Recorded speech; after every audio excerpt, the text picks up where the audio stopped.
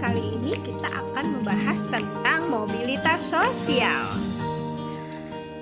Coba perhatikan ilustrasi berikut. Seorang direktur sedang mengadakan pertemuan dengan bawahannya. Pernahkah kalian berpikir bagaimana seorang bisa menjadi direktur? Menjadi direktur perusahaan tidaklah mudah.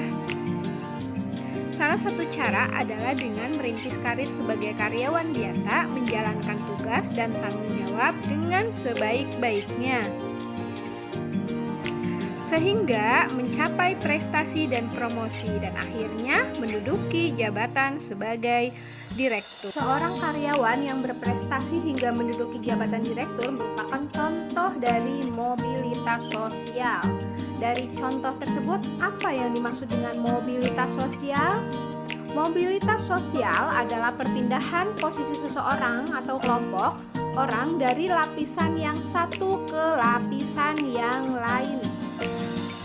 Seseorang yang mengalami perubahan kedudukan atau status sosial dari suatu lapisan ke lapisan yang lain, baik menjadi lebih tinggi maupun menjadi lebih rendah dari sebelumnya, atau hanya berpindah peran tanpa mengalami perubahan kedudukan.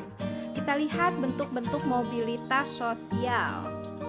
Ada dua, mobilitas vertikal dan juga mobilitas horizontal. Kita lihat pengertiannya. Mobilitas vertikal adalah perpindahan seseorang atau kelompok dari satu kedudukan sosial ke kedudukan sosial yang lain yang tidak sederajat, baik yang berpindah ke yang lebih tinggi maupun turun ke tingkat yang lebih rendah.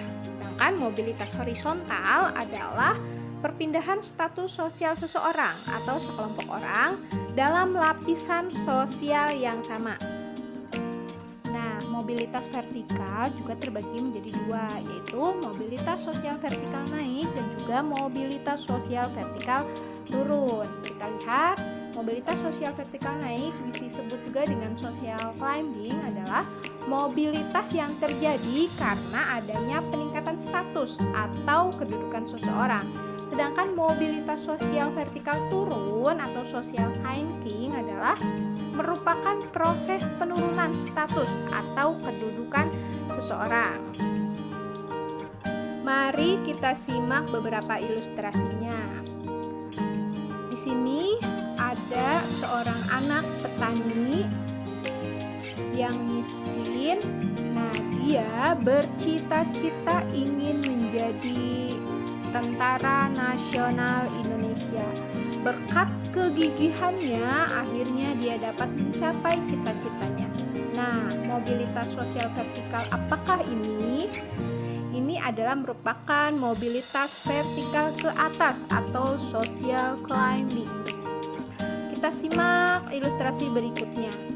Di sini ada seorang pejabat karena melakukan tindak korupsi, akhirnya dia ditahan dan menjadi tahanan korupsi. Nah, mobilitas sosial vertikal apakah ini? Ini adalah mobilitas vertikal ke bawah atau social climbing, ya.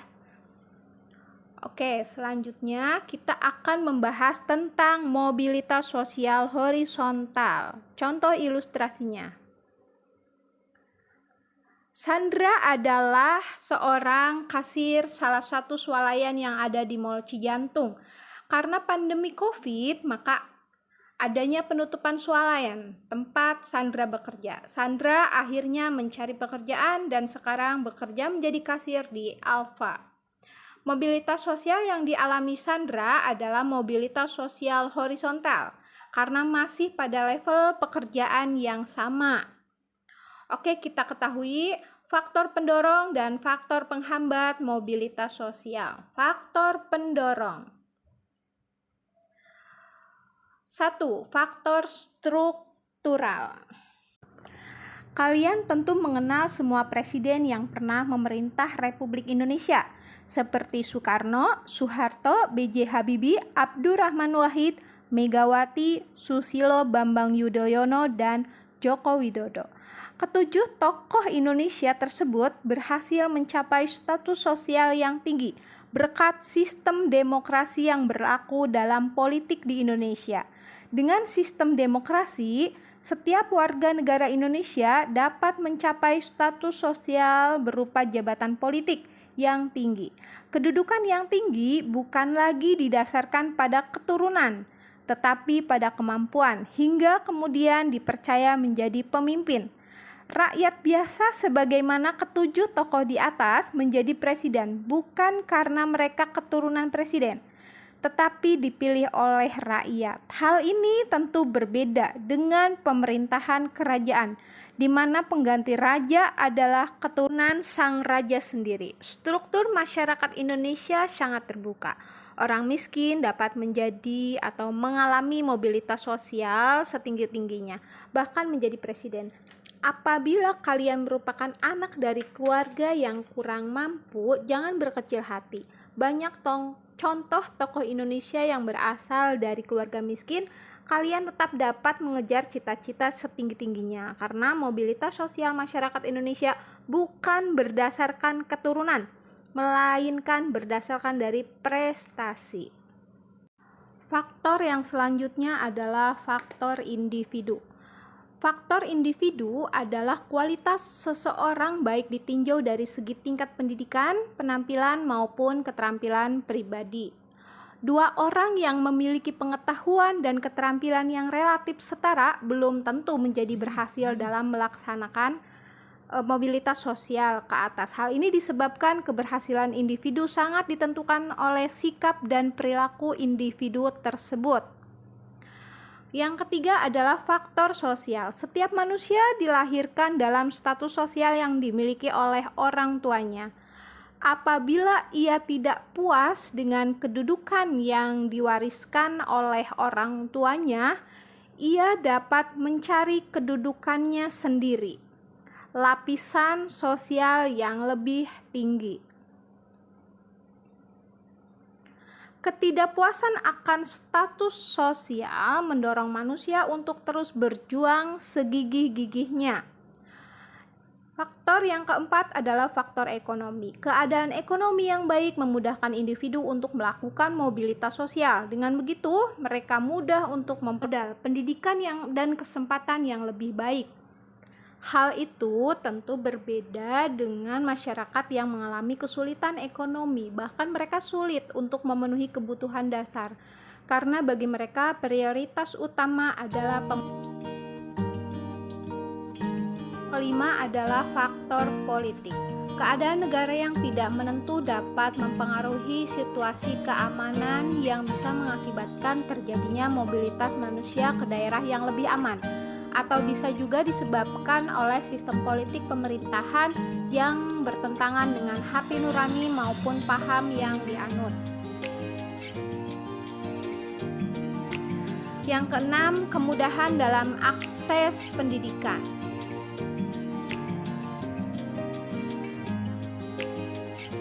Jika akses pendidikan berkualitas mudah didapat, tentu mudah juga bagi orang untuk melakukan pergerakan atau mobilitas dengan berbekal ilmu yang diperolehnya. Sebaliknya, kesulitan dalam mengakses pendidikan yang bermutu menjadikan orang tidak menjalani pendidikan yang bagus serta sulit untuk mengubah status. Nah, bagaimana setelah menyimak materinya anak-anak? Tadi kita membahas apa saja? Pengertian mobilitas sosial, bentuk-bentuk mobilitas sosial, faktor-faktor pendorong mobilitas sosial. Oke, jangan lupa anak-anak untuk lembar aktivitas kegiatan siswa ada di Classroom. Selamat mengerjakan. Sekian dari saya. Assalamualaikum warahmatullahi wabarakatuh.